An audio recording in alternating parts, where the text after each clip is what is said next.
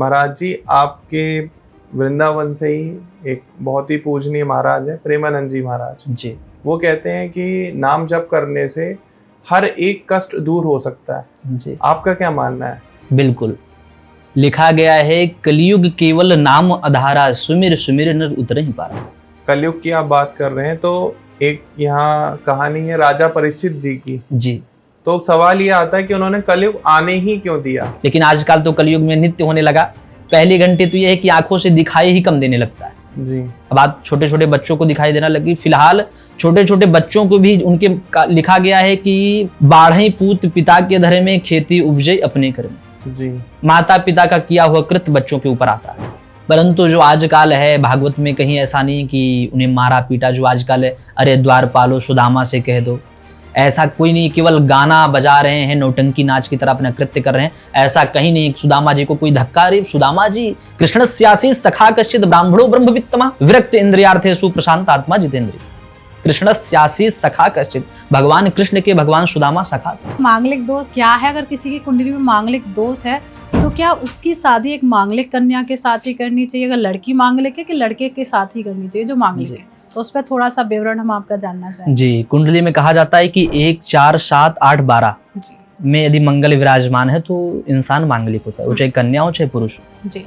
ऐसे ही मान लीजिए किसी पुरुष की शादी नहीं हो रही है तो वो क्या करे? तो जब हम तुलसी की माला धारण करते हैं तो हमेशा कहते हैं कुछ नियम होते हैं। जी, क्या नियम होते हैं? नियम तो बहुत विशेष है। जी। अगर नियम आप पालन कर पा रहे हैं तो ठीक है। नियम तो इसकी यहाँ तक बताई गई है कि आप, लोग कहते हैं कि पादुका पहन करके आपको तुलसी नहीं स्पर्श करना चाहिए। जी। नमस्कार दोस्तों, जय श्री कृष्णा। तो स्वागत है आपका एक और पॉडकास्ट में। तो आज के पॉडकास्ट में हम बात करने वाले हैं भगवत कथा के बारे में। आप लोगों ने देखा होगा कि बहुत सारी भगवत कथाएं हो रही हैं अलग अलग लोकेशन पर, अलग अलग जगहों पर।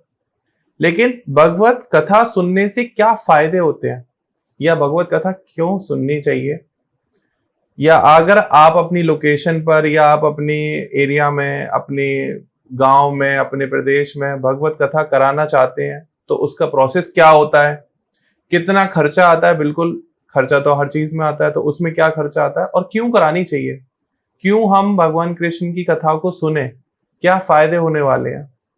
तो इसी टॉपिक पर हम आज का पॉडकास्ट कर रहे हैं, क्योंकि आज जो हमारे सामने बैठे हुए हैं, जो कि वृंदावन से जिनकी पढ़ाई है, जिन्होंने वृंदावन में पूरा ये अध्ययन किया है, उसके अलावा सर मुंबई से हैं, मुंबई में भी कार्यालय है, इलाहाबाद में भी है, प्रयागराज में सर रहते हैं। तो हमने इनवाइट किया आज हमारे पॉडकास्ट में पूज्य सचिन देव रसिक दास जी महाराज जी को।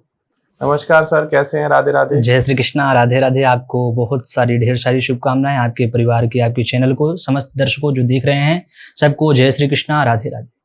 तो महाराज जी, मेरा पहला सवाल आपसे यही है कि भगवत कथा का महात्म्य क्या है? जी, बहुत सुंदर प्रश्न आपने किया है। भागवत का महात्म्य क्या है? भागवत के महात्म्य में, भागवत जो है 335 अध्याय, 12 स्कंद और 18,000 श्लोकों में वर्णन है। भागवत का महात्म्य हर श्लेवश का होता है। जैसे महात्म्य में हमें बताया जाता है कि इसकी गतिविधियां क्या है, जिस प्रकार से घर बनता है, घर में नींव कैसी होती है, उसी प्रकार से भागवत का महात्म्य है। महात्म्य में हमें श्रोता कैसा होना चाहिए, वक्ता कैसा होना चाहिए, मंच कैसा होना चाहिए, कथा कराने का खर्च कितना होना चाहिए, कथा करने की व्यवस्था क्या होनी चाहिए, ये सब सिलेबस को बताया गया है। अच्छा, तो भगवत कथा में कितने स्कंद हैं, कितने श्लोक हैं, कितने अध्याय हैं? भागवत कथा में 335 अध्याय हैं, 12 स्कंद हैं और 18,000 श्लोक हैं, और पद्म पुराण की 6 अध्यायों की महात्म कथा गाई गई है। तो आज के टाइम में एक बहुत अच्छा सवाल आता है कि भगवत कथा सुनते हैं लोग, फिर भी पाप खत्म नहीं हो रहा, और लगातार जो है क्राइम भी बढ़ रहा है, पाप भी बढ़ रहा है, इधर भगवत कथाएं भी बढ़ रही हैं, ऐसा नहीं है जी। तो अगर हमें अपनी नेगेटिविटी को दूर करना है, पाप को मुक्त करना है या पाप खत्म करना है, तो कैसे कर सकते हैं? इसके लिए आपने बहुत सुंदर प्रश्न किया है।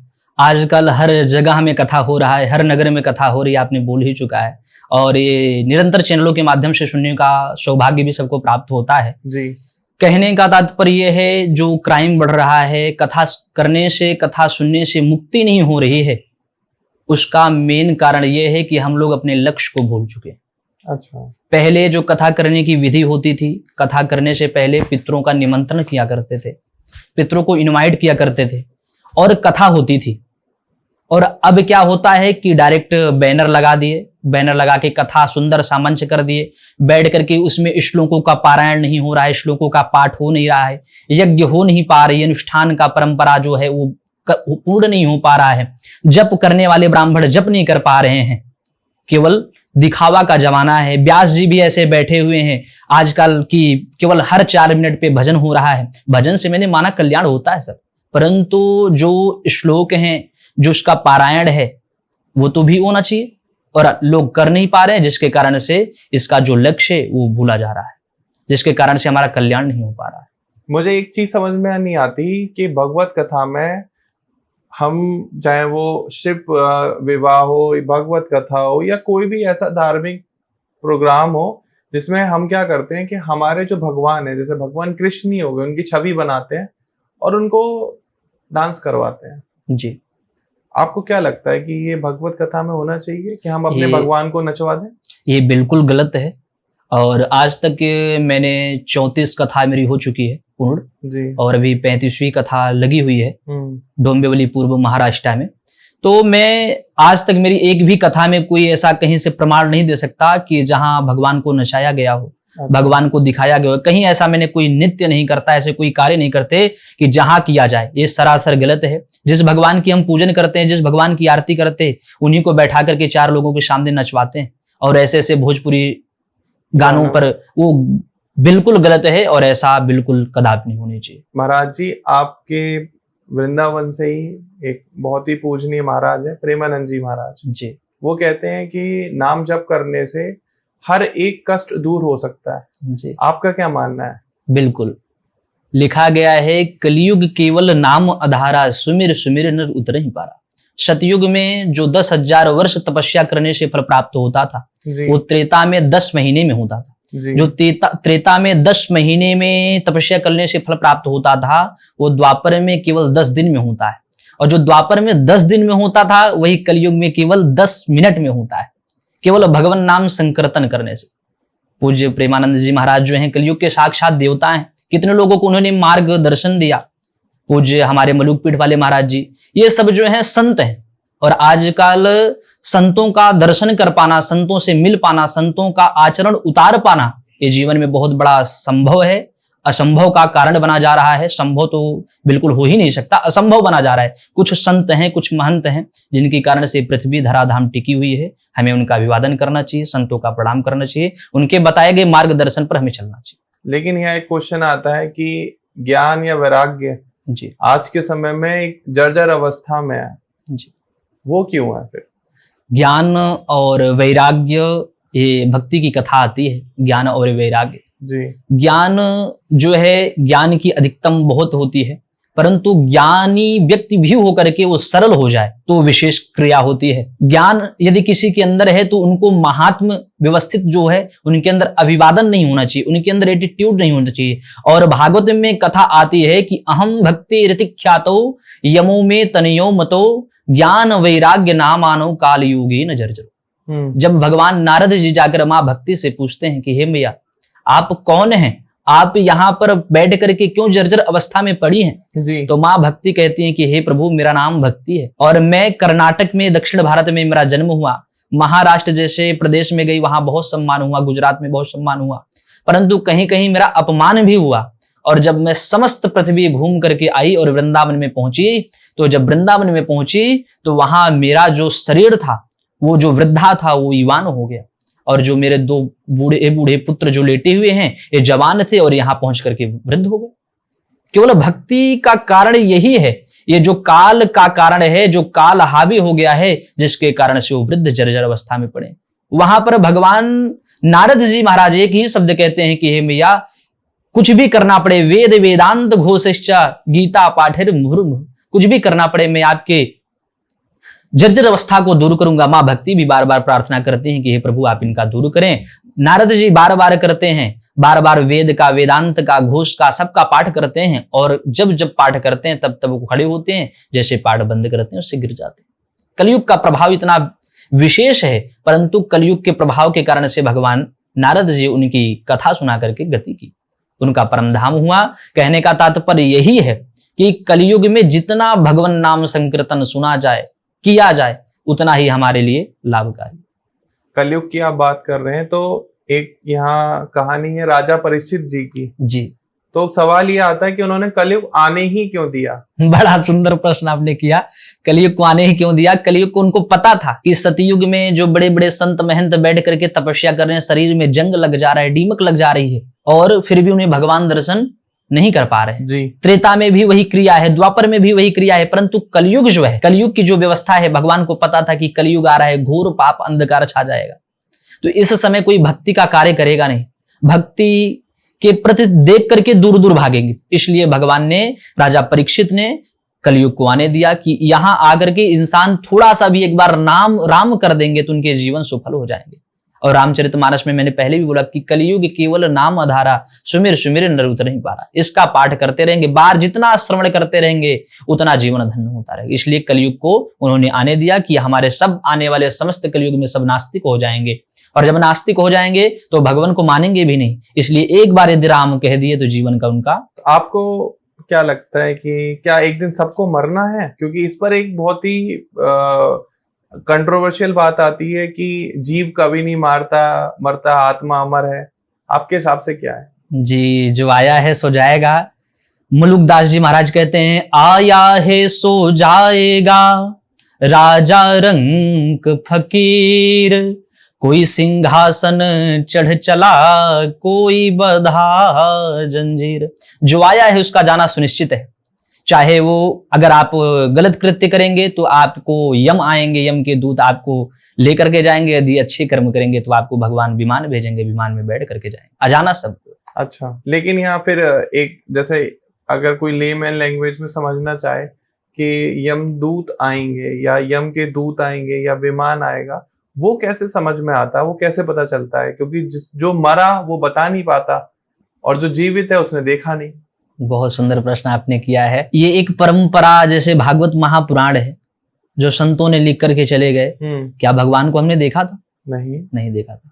कैसे पता कि भगवान यही थे? शंकर जी की आकार यही थी। ये हमारे श्लोक बताते हैं, कर्पूर गौरम करुणावतारम। भगवान कपूर के समान गौर है। करुणावतारम, भगवान सदैव करुणा के अवतार है। किसी को थोड़ा भी कष्ट होता है, भोलेनाथ के पास पहुंच जाए तो तुरंत भगवान उनके ऊपर कृपा कर देते हैं। संसार सारम भुजगेंद्र हारम, भगवान संसार में भुजंगों की माला धारण करके घूम रहे हैं। ये जो है क्रिया है, हमारे वेद बताते हैं, हमारी क्रिया बताती है। और गांव की परंपरा भी है कि जो आदमी मरता है तो जब उनके क्रिया नित्य शुद्ध आता है तो उस समय आदमी चलने से राखियों की चालते हैं तो उसमें जो आदमी बनता है उसको छपा हुआ दिखाई देता है। ये प्रमाण है। अच्छा, आज की परंपरा शहरों में तो नहीं होता, सब लुप्त तो होता जा रहा है, 3 दिन में त्रेवी हो जाती है। परंतु जो गांव की परंपरा है उसमें व्यक्ति करते हैं। तो यदि आप स्वर्ग लोक गए हैं तो भगवान उसमें आपको भगवान की कृत्य दिखाई देते हैं। यदि आप नर्क लोक को गामी हुए हैं तो आपको नर्क जैसे व्यवस्थाएं छपी दिखती है। उसे से हम सब अनुभव करते हैं कि आप स्वर्ग गए हैं कि नर्क गए। गजेंद्र मोक्ष की जो कथा है वो हमें क्या सीख देती है आपके हिसाब से? गजेंद्र मोक्ष की कथा बड़ी फेमस है और गजेंद्र मोक्ष की कथा एक परिवार से लगाव रखती है कि गजेंद्र मोक्ष जब पृथ्वी में समस्त सुख को साधन किया और वरुण जी के उपवन में गया तो समस्त परिवार के साथ स्नान किया और उसी स्नान जो कर रहा था उसमें उसको सुख मिल रहा था। उसी प्रकार से हम लोग को भी सुख मिलता है। और परंतु जब वही सुख मिल रहा था और जब हमें भी सुख मिलता है, उसी सुख में क्या आता है? दुख आ जाता है। परिवार नहा रहा था और परिवार के ही मध्य में ग्राह आकर के गज के पैर को पकड़ने लगा। 10,000 वर्ष तक हाथी खींचता रहा, गज खींचता रहा, हाथी निकलता रहा, गज खींच के फिर अंदर लेते जाता रहा। इसी प्रकार से 10,000 वर्ष तक ऐसे चलता रहा। कालांतर जब भगवान को पता चला कि अब ये हमारा दास मृत्यु हो जाएगी, इसका ये मुझे प्राप्त नहीं कर पाएगा, तब भगवान अपने विमान से कूद पड़े गज को बचाने के लिए। और बचाने के लिए ये कथा जो आपने प्रश्न किया है मेन मुद्दा की, ये सीख क्या देती है? सीख यही देती है कि जब गज को खींच रहे थे तो पूरा परिवार जितना था वो छोड़ करके निकल चला कि अभी इनको पकड़ रहा है, बाद में हमें भी पकड़ लेगा, हम भी मर जाएंगे। बिल्कुल। तो जब छोड़ के निकल पड़े तो इसीलिए ये सीख देती है कि परिवार कभी भी किसी का साथ नहीं देता है।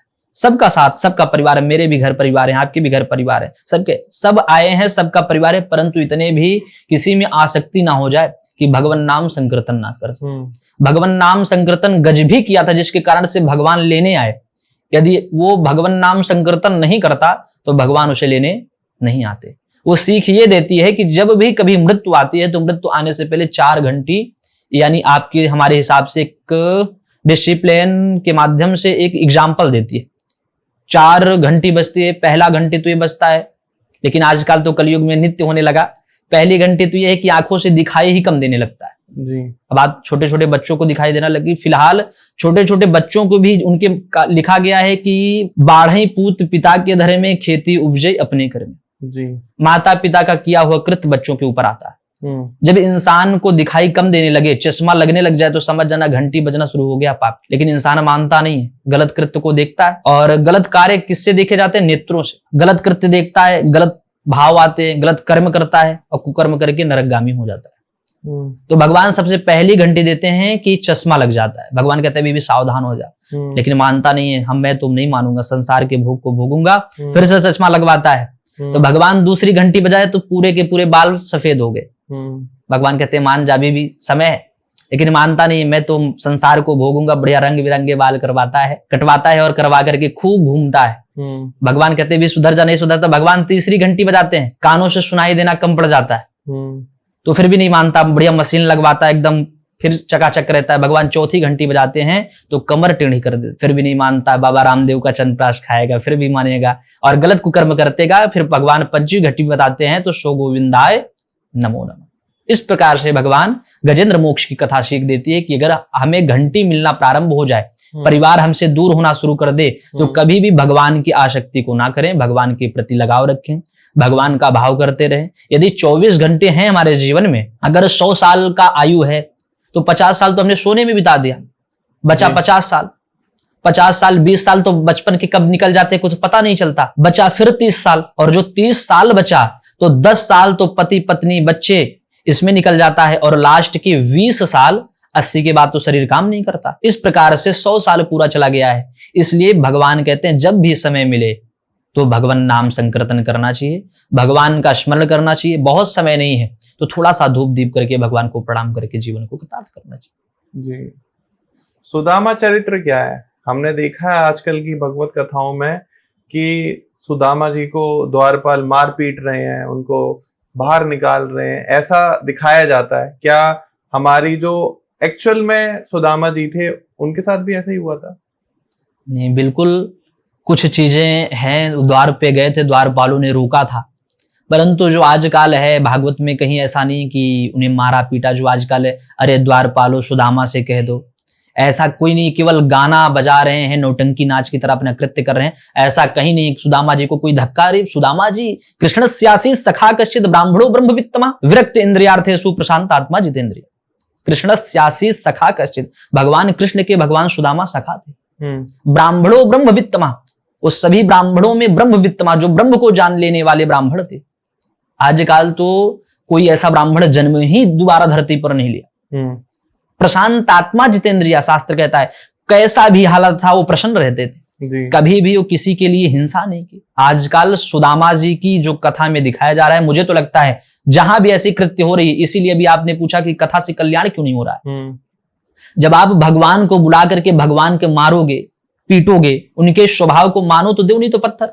सही बात है। यदि मैंने भगवान को मान लिया कि इधर भगवान बैठे और फिर इनको मार रहा हूं, तो फिर ये मेरा तो दुष्कर्म है। और उनको सुदामा जी के रूप में मान करके उनकी व्यवस्था को देखा और फिर उनको लात से मार रहे हैं, ढकेल रहे हैं, गिरा रहे हैं, तो क्या है ये? आप कथा नहीं कर रहे हो, बहुत बड़ा पाप कर रहे हो। यहां नहीं, सुदामा जिस लोक में होंगे उनका दिन दुख रहा होगा कि पता नहीं कहां से मैंने क्या कृत्य कर दिया कि आज तक मुझे मारा जा। सुदामा जी से बहुत विशेष सीख मिलती है। सुदामा जी बहुत प्रसन्न थे, उनके पास थोड़ा भी धन था, परंतु जितना था उसमें प्रसन्न रहते थे। मां सुशीला कहती हैं आपके सखा द्वारिकाधीश हैं, जाओ धन मांग के ले आओ।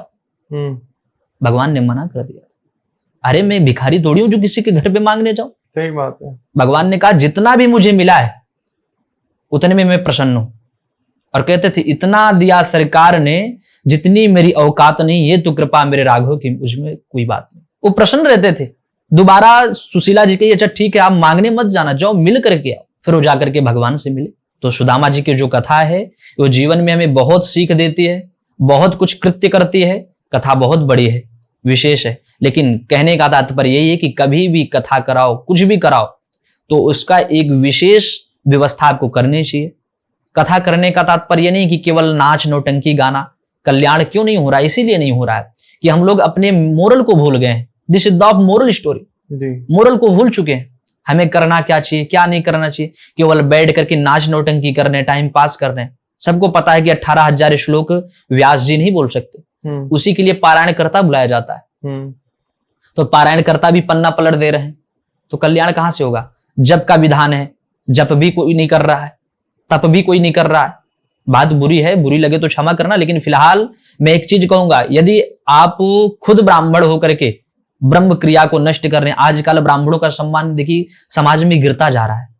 गिरने का कारण यही है कि बहुत सारे लोग लूटने वाले चले आए, जिनके कारण में ऐसे ऐसे संत महात्मा हैं जो कलयुग के साक्षात देवता हैं, परंतु आज लोग उन पर भी विश्वास नहीं करते, उनको भी गलत दृष्टि से देखते हैं। क्यों? क्योंकि उनके अंदर, उनसे छुप करके लोग उनके पीठ पीछे, उनके नाम के पीछे खा रहे हैं, चोरी डकैती कर रहे हैं, संत का आचरण कर रहे हैं, बहुत बड़ा काम कर लिए, फंस गए तो नागा बन जा रहे हैं, साधु बन जा रहे हैं, गांजा दारू पी रहे हैं। क्या भगवान संत कभी दारू पीते हैं, गांजा पीते हैं?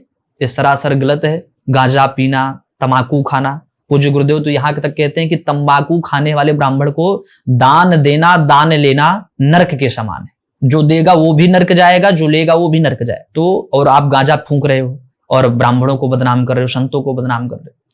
तो हाथ जोड़ करके प्रार्थना है कि जो नशा करते हैं, ये सब आप जो कर रहे हो करो, परंतु फिलहाल किसी संत की, किसी महंत की आप बुराई बदनामी किसी ब्राह्मण का मत करिए। तो महाराज जी एक सवाल आता है कि आप देख ही रहे होंगे आजकल कथावाचकों की भीड़ बढ़ती चली जा रही है। आपको क्या लगता है ऐसा क्यों हो रहा है और ऐसा क्यों हो पा रहा है? मुझे तो ये लगता है, जो मेरा अनुभव है, कि आजकल सबसे सरल काम हो गया है कथा करना। लगना 1 रुपए नहीं है, अब बढ़िया अच्छा एयर कंडीशन मंच मिल रहा है, अच्छी बढ़िया चकाचक फलाहार की व्यवस्था हो रही है, अच्छी हर चीज हो रहा है, चरण धुला जा रहा है, बढ़िया सम्मान मिल रहा है। तो लोगों को लगता है कुछ है नहीं, बस केवल बढ़िया रंग बिरंगे कपड़े पहन लिए, बढ़िया कुत्थापक हुआ चंदन लगा लिए, संप्रदाय का पता नहीं किसका कौन संप्रदाय, किसका कौन तिलक है, गुरु दीक्षा लिया है कि नहीं लिया है, यज्ञोपवीत धारण किया है कि नहीं किया है, संध्या वंदन करता है कि नहीं करता है, परंतु बढ़िया मंच पे बैठ करके खूब गाना बजाना आ गया, खूब ठुमक ठुमक के डांस करना आ गया, वो खूब क्रिया कर रहा है। छोटे छोटे बच्चे आजकल कथा कर रहे हैं, जिनको कोई व्याकरण का ज्ञान नहीं, केवल कथा जान गए, कथा सीख लिए साप्ताहिक, उनको भागवत 18,000 श्लोक का पारायण करना नहीं आ रहा है शुद्ध शुद्ध, उनको मंत्र शुद्ध गाने का गायन नहीं आ रहा है। बहुत से लोगों को मैंने वीडियो देखा जिनको मंगलाचरण मंगलम भगवान विष्णु बोलने नहीं आ रहा है, कर्पूर गौरम बोलने नहीं आ रहा, वो भी बढ़िया मंच कथा कर रहे हैं, बढ़िया एकदम लाली लिपस्टिक लगा के। ऐसे ऐसे भी कथावाचक मेरे समक्ष हैं, अच्छी भीड़ आ रही है, खूब भीड़ आ रही है, खूब कथा कृत्य कर रहे हैं, नित्य कर रहे हैं। लेकिन कहने का तात्पर्य, अब छोटे छोटे बच्चे बताओ क्या व्याकरण पढ़ेंगे, क्या उनको वेद, जब वेद ही नहीं पढ़ा, लिखा गया है वेद जो है ये वृक्ष है, और जो भागवत है पका हुआ फल, जब वृक्ष ही नहीं तो पका हुआ फल कहां से आ गया? आपको वेद पढ़ना नहीं, वेद आता नहीं, भागवत के 4 कहानी बैठ करके, धुंधकारी जी की फेमस है, भक्ति ज्ञान वैराग्य अजामिल पाख्यान, सब ये सब याद करके बैठ गए, सुदामा चरित्र लेकर के डांस कर रहे हो, प्रपंच कर रहे हो, सास बहू का प्रपंच खोल रहे हो। भाई कथा सुनाने आए, कथा करो ना, प्रपंच करने से क्या लेना देना आपको? कौन नहीं जानता सास को कैसे रहना चाहिए, बहू को कैसे नहीं रहना चाहिए। अब बैठ के सास को ऐसा रहना चाहिए, बहू को ऐसा, ये सब क्या? आप कथा सुनाने कथावाचक हैं, कथावाचक की मर्यादा है। हम कथावाचकों की जो मर्यादा है रक्षक जैसे है। अगर हम ही बैठ करके प्रपंच करेंगे तो आने वाले समस्त लोग क्या करेंगे? सही बात। कथावाचकों का नियम है कि कथावाचक पे आप गद्दी पे बैठे तो आप केवल कथा करें जी, प्रपंच से आपको दूर होना चाहिए, आपको प्रोटोकॉल से दूर होना चाहिए, केवल आप कथा करो। अगर आप कथा वक्ता हो, यदि आपको प्रपंच करना है तो आप आ जाओ, प्रपंच करो। लेकिन आप फिर अपने नाम के आगे भागवताचार्य पीछे, बहुत सारे वक्ताओं को देखा है, नाम के पीछे लगाते हैं यादव, पटेल, मौर्य, कथावाचक लगाएंगे, और ऐसे ऐसे कृत्य, ऐसे ऐसे गाना गाते हैं कि आप देखेंगे तो आपको शर्म आएगी, फैमिली के सामने बैठ नहीं सकते। बताओ, गाना भजन गाएंगे, नजर तेरी खोटी है। अरे भैया, भगवान की नजर कैसी खोटी हो जाएगी? सुनने वाली की खोटी है, गाने वाली की खोटी है, भगवान की नजर कैसी खोटी हो जाएगी जी। तो विशेष रूप से जो कथा है, मैं तो कहूंगा कि आजकल मुझे लगता है कि वक्ता भीड़ में घूम रहे हैं, लेकिन श्रोता बिरला है जो बचा है, श्रोता मिल ही नहीं रहा है। मैं तो कहूंगी कि कथा कराने से पहले 10 बार वक्ता की परीक्षण ले, देखें कि वक्ता कहां से अध्ययन किया है, ज्ञान है कि नहीं ज्ञान है, कि केवल आप स्वरूप देख करके बैठ रहे हैं। आप बढ़िया बढ़िया से, जैसे आप डॉक्टर के पास जाते हैं इलाज कराते हैं तो देखते हैं एमडी है, एमबीबीएस है, क्या है। किसी आप इंजीनियर के पास जाते हैं उनका डिग्री देखते हैं, किसी ड्राइवर के पास जाते हैं लाइसेंस देखते हैं। उसी पास यदि आप ब्राह्मण के पास जाएं तो उनकी भी लाइसेंस डिग्री देखें कि आप कहां तक कृत्य किए हैं, कहां तक आपका ज्ञान है, कहां तक आपका व्यवस्था है, उसके बाद देख करके कार्य करें। किसी भी कथा से कथा कराएं, वक्ता कराएं, कुछ भी कराएं, परंतु आप जब भी कराएं तो एक बार नहीं 10 बार सोच करके कराएं, जिससे आपका धन जो है वो व्यवहार में न जाए। अगर आपसे किसी को कथा करवानी है तो क्या खर्चा आता है? देखिए, कथा कराने का कोई खर्चा नहीं है। मैं आज तक कभी कथा कराने का किसी से डिमांड नहीं किया हूं कि मुझे इतना दक्षिणा चाहिए जी। ऐसे भी कथाएं मैंने किया है कि जजमान की भाव थी और मैंने वहां से खुद भी पैसा लगा करके आया है जजमान के भाव के कारण से। तो कथा जो कराने की खर्च आपने पूछा, कथा कराने का तो एक भाव है कि जितना इंसान अपनी बिटिया के विवाह में जैसे खर्च करता है उसी प्रकार से खर्च कथा में करना चाहिए। आपके पास बहुत सारा धन है, बहुत सारा पैसा है, तो आप बहुत सारा खर्चा कर देंगे। जिनके पास अरबों हैं, अरबों खर्चा कर रहे हैं। जिनके पास कुछ नहीं, वो 10,000 में भी बैठ के कथा कर ले, तो अपने सामर्थ्य अनुसार है। जी। आपके हिसाब से क्या स्त्रियों को व्यास गद्दी पे बैठना जो है वो सही है? मेरे हिसाब से तो लगता नहीं है, क्योंकि कहीं पुराणों में, कहीं शास्त्रों में कहीं ऐसा उल्लेख नहीं है कि स्त्रियां बैठ करके कथा वाचन करें। जी।